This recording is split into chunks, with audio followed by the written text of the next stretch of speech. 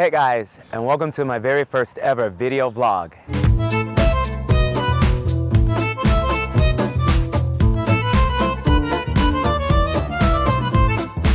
As you can see, I'm here in Paris, France.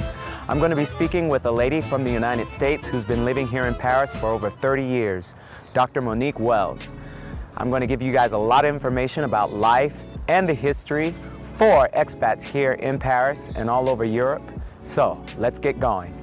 But first, don't forget, if you like this video and you want to see more videos like this, don't forget to hit like and the subscribe button. Because this year was going to be our first New Year's living in Europe, my wife and I decided to celebrate the new year in a very special way. We came to Paris, France. Paris is every bit as beautiful as I'd imagined. But in addition to the iconic sights, Paris is filled with history. I've long been intrigued by the story of African-Americans who migrated to Paris during the first half of the 20th century. Being an expat in Europe myself, I wanted to explore differences and similarities of my story and theirs. I've discovered an expert who was gracious enough to spend an afternoon with me to discuss the subject. Dr. Monique Y. Wells from Entree to Black Paris will be my guest today. Now, I want to give our listeners a little background on Dr. Wells. She is co-owner of Entree to Black Paris, which is a travel planning service based here in Paris. It specializes in tours that explore the history and culture of African Americans and larger African diaspora, as well as the current experiences of people of African descent in Paris. She and her husband have been doing these tours for 20 years now. In addition to this, Dr. Wells is also a veterinary pathologist and toxicologist. And a nonprofit professional, she has two nonprofit organizations, one in France and one in the United States. She's an author. She's authored and co-authored 4 books. She's a blog writer and has written extensively on a number of subjects, including women in entrepreneurship. Dr. Wells and I decided to chat in a very historic coffee shop near the Jardin du Luxembourg in Paris, Le Cercle Luxembourg, previously known as Café à Départ. The cafe shop was frequented by many literary greats of the past, including Chester Himes, who wrote his novel Pink Toes here in 1956. Like myself, you are an expat and you're originally from the United States.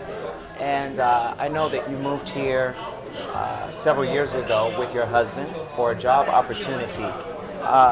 Can you tell me a little bit more about what motivated you outside of your job opportunity? What attracted you to Paris? The real reason that I moved here is because I wanted to perfect my spoken French. And I had had opportunities to work elsewhere and in French-speaking countries elsewhere. But my heart was set on coming to Paris, really because of the language and because of the mystique of the city. And at that time, I had no idea that there was an African-American presence here, either past or present. So it was really my love of the French language that brought me here and the desire to experience another culture. And I thought I would leave after 5 years, but within a year I knew that this was the place that I belonged, and I decided to stay here permanently. Yeah, I think that's a great point. I think that a lot of African Americans back in the U.S. have no idea of such a large presence that not only people of African descent, but African Americans in particular have had here in Paris. Yes. Can you speak a little bit about the history that African Americans have had here in Paris? You know, we've heard about Josephine Baker and we've heard about Wright and James Baldwin. Can you speak a little bit more about them and then give some information about maybe some African Americans who have been significant to Paris and France that we don't know about?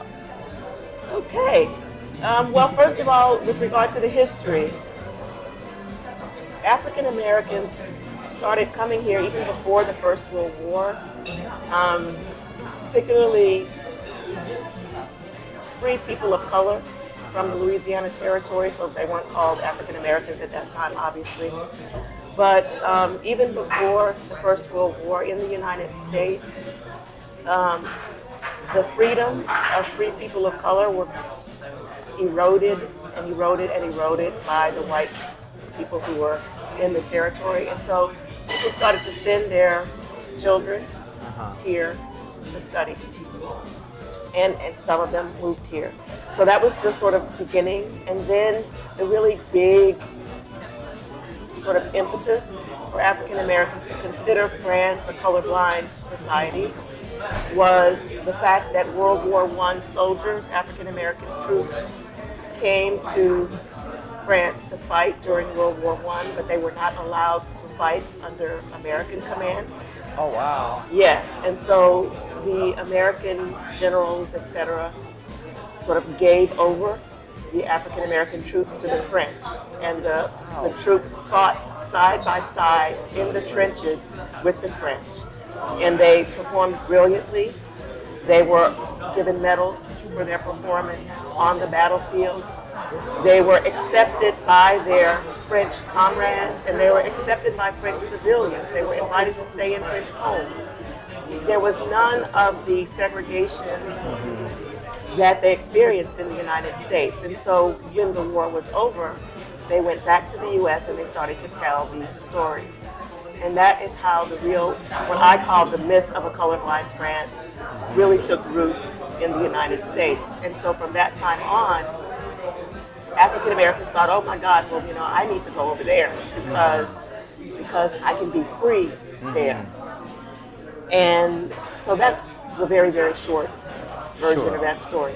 So you mentioned Richard Wright and Josephine Baker and James Baldwin. And of course, I hope your audience knows that Josephine Baker was recently honored by being inducted into the Pantheon, which is a very revered place in French history, where the vast majority of the people who are honored there are men, but there are women there, and Josephine is the 6th woman. She is the first African American. She is the first entertainer to be honored at the Pantheon, and this took place on November 30th, 2021. So this is very, very recent. And everybody, quote unquote, knows about Josephine Baker. Richard Wright was a writer who came here after the Second World War. James Baldwin came after Richard Wright after the Second World War. There was a huge influx of people after the Second World War because of the GI Bill. Not that Richard Wright was a GI, but a large number of African Americans came, of course they're men, came to Paris after the Second World War because of the GI Bill, and they could study and be paid to do that, so they could enroll in a school here. I was never aware of that. Yes. And so there was a huge wave after the Second World War because of that. So for names of people who, prominent African Americans, but you might not know so much about, when we talk about James Baldwin, we also have to talk about Buford Delaney, who was an artist who was much senior to Baldwin. He was actually James Baldwin's mentor. When Baldwin was only 16 years old, he met Buford Delaney in New York, and they became father-son, mentor-mentee, very, very, very intimate relationship. And Buford Delaney was a master painter. His work is owned by the best U.S. museums, and there's a masterpiece of his at the Pompidou Center here in Paris. Okay. And I am the founder of a French nonprofit called Les Amis de Buford Delaney, Friends of Buford Delaney, that I founded to place a stone at Buford's previously unmarked grave outside of Paris.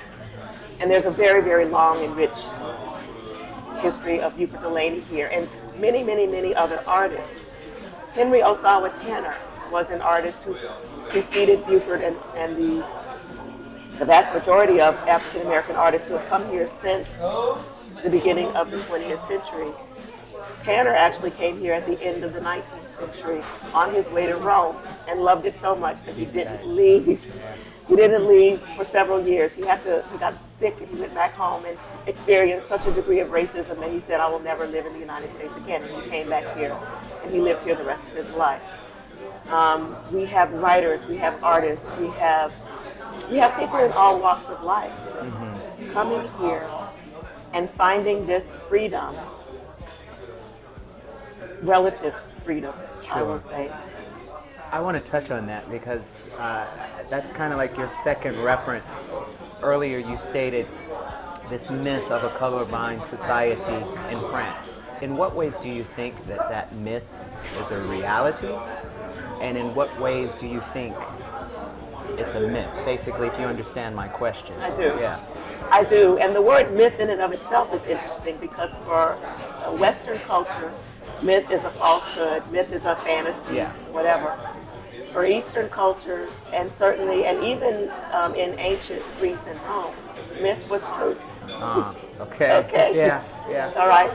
So the myth of a colorblind France, in terms of quote unquote truth, is that France has this view called universalism, which means that if it were true, that every French citizen is considered first and foremost as a citizen, and that race, gender, religious affiliation, all of that is secondary and really does not have a lot of place in society. That is the myth of a colorblind France from a French perspective, and from a U.S. or from the myth as a fallacy perspective, France is not living up to that truth, that quote unquote truth. And it's something that I discussed actually at length on the France 24 television show during the coverage of Josephine Baker's Panthéonisation.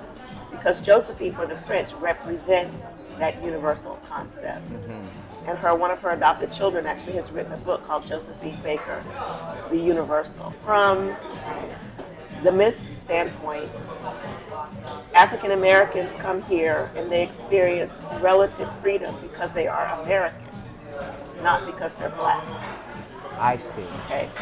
And other black people who are part of French history, the former slave colonies, the colonial, they weren't slaves, but they were colonized, the colonies in Africa, have a very different experience here. And with the rise of Black Lives Matter, and even before George Floyd's murder and Black Lives Matter, which sort of took root around the world, France was trying to come to terms with its racial history and its racial presence. And this is an ongoing struggle, and the conversation is not truly welcome here because of this myth of universalism. So everything is relative. And then the African American comes here and experiences freedom.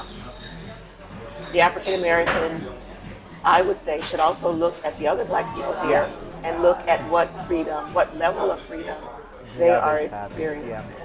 What has kept you and your husband here for almost 30 years? I would assume that you love Paris. I do. Yeah. I do. We do. And we are dual nationals. Okay. And what was that process like, if you don't mind my asking? Was it difficult to... I wouldn't say it was difficult. It's just tedious. Okay. And you have to have the patience and the tenacity. That's something else I can relate to with trying to transition, both my wife and I transitioning from North America, my wife being Mexican, me being American, transitioning to Spain. It's a very tedious process, but not impossible. But not impossible. Yeah. Not impossible. I was asking you, what do you love about Paris? Basically, what has kept you guys here for almost 30 years? Okay. You moved here in 1992. 1992, yes, and it seems like a heartbeat ago. And then it also seems like we've lived here forever. There's just something in the energy here. I like to describe Paris as a feminine city. So if you compare Paris to London or New York, I describe London and New York as masculine cities. Oh, that's an interesting concept. Yeah. For me, Paris is quite feminine. It's soft. It's beautiful, of course. There is something about the way that it's laid out, roundabouts and roads going out like this or coming in like this, as opposed to grids. New York is totally a grid. Yeah. So that softens things, and of course there's the food. There are parks and monuments and vistas. The way that France is laid out, you can look down many roads or streets or avenues, and there's just something grand down at the end, and it's like, oh, your eyes are always stimulated by things that are visually pleasing. And then there's the visual arts themselves, which are woven into French society. For the United States, and particularly for me, where I'm from in Houston, Texas, art was not a part of my daily experience. Art was something you had to go to. But art here, you can find it everywhere. You can find art.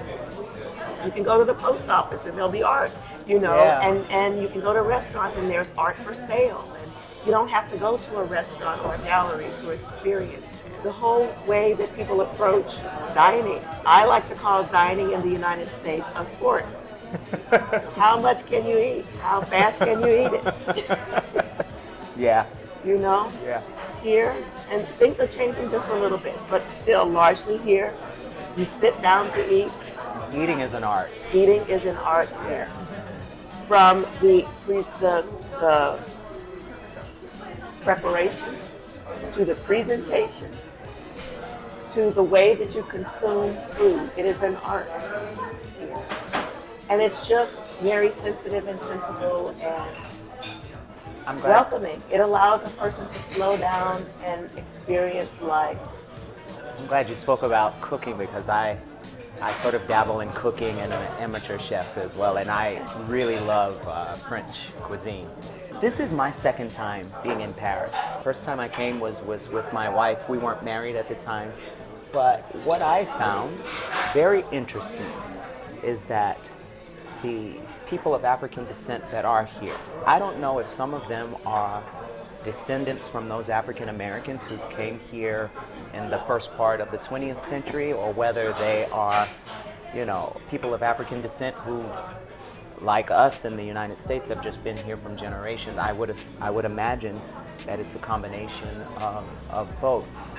But I was really intrigued by how much they look like us in America, how not only they look like us, but it seems like our cultures, in terms of African American culture and Afro-Parisian culture, is very similar.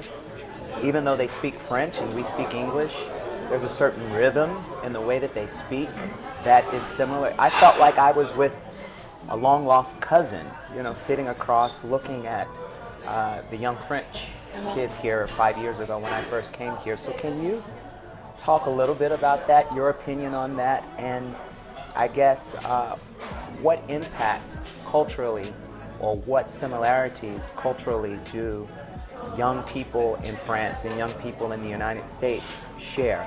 I know one thing recently is that Jay-Z and Beyonce made a very artistic video here at the Louvre. Mm-hmm. Yeah. So, for the young people here, there is a very, very strong influence of hip hop here, extremely strong. And that may be coloring a lot of what you are feeling with regard to the young Afro-French here, because they have embraced that full throttle and they have produced their own, I won't say version, but it's in French. Yes, absolutely in French, and they're exploring their own identity and their own contemporary life and recent history through that medium. And of course, hip hop is not just music. Mm-hmm. It's a culture. Yeah. It's a full culture. Yeah. It's a full culture, and so that may explain a lot of what you're experiencing. Those are my questions that I have for you. I invite you to talk about anything that you would like to speak about in terms of any information you would like to give or advice you would like to give for anyone in the United States who's considering moving to France, to Paris, or maybe just considering living abroad in general. That's sort of what I want to make this series about, to inform especially young African Americans, because I do think that there is a generational change, whereas, my parents, they found it, a big deal just to travel to another state. Mm-hmm. I can remember 20 years ago when I moved to New York, that was a big deal. Mm-hmm. And it was a huge deal just to move to Mexico City, and then they thought I had just really gone too far, moving to Europe, even further away. But there's a totally different mentality, I think, with the upcoming generation. They are feeling like with globalization that there really are no borders. So I would like for you, as someone who did that a long time ago, to give your opinion to anyone young considering leaving the United States. Okay, I would love to talk about that. I could probably talk about that for a whole hour. So the first thing I want to say is that I truly believe that outside of reading, and reading for young people is the first, perhaps the first, will provide the first inkling that you could actually go somewhere or do something else outside of your immediate environment. Travel, I think, is the most mind-expanding thing that anybody can do. And for a lot of African American youth, they don't have any role models for travel. So as much as I can get myself in front of people and encourage young people to travel, I do it. You've just experienced the Black History in and around the Luxembourg Garden Walk with my husband, Tom. Entree to Black Paris is our travel company, and we do 13 walks on various aspects of Black history, culture, and contemporary life here. That's African American, and it's the larger African diaspora. And it is just so wonderful to be able to step out of the U.S. and see Black people, see African Americans, and see other Black people living and doing things in a way that is just totally, with all of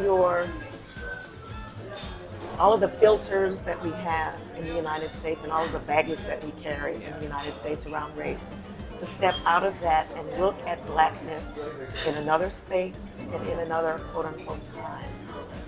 It is invaluable. We work a lot with study abroad groups, and we've even created something called the Virtual Black Paris Experience that is virtual, so we do it on Zoom. And we've done it for youth as young as 6th grade.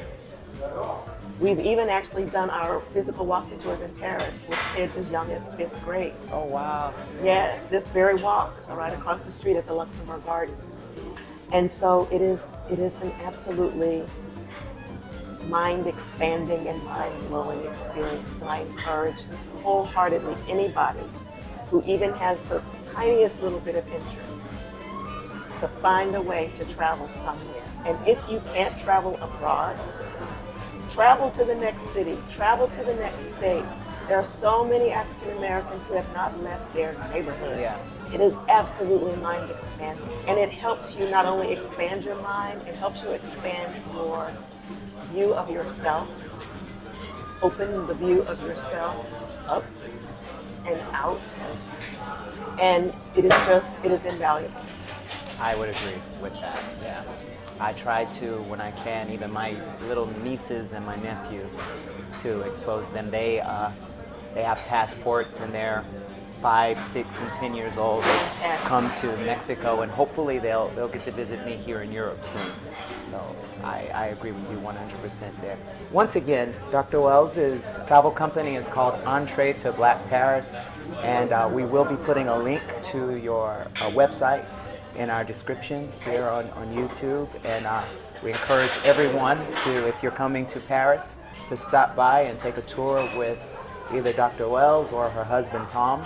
I just experienced a tour with Tom, and it was great, very informative, and I thank both of you for taking the time to meet with me today, and thank you. My pleasure. I love it. I love it. I love it. Thank you. Thank you. And that's it, guys. We'll see you next time.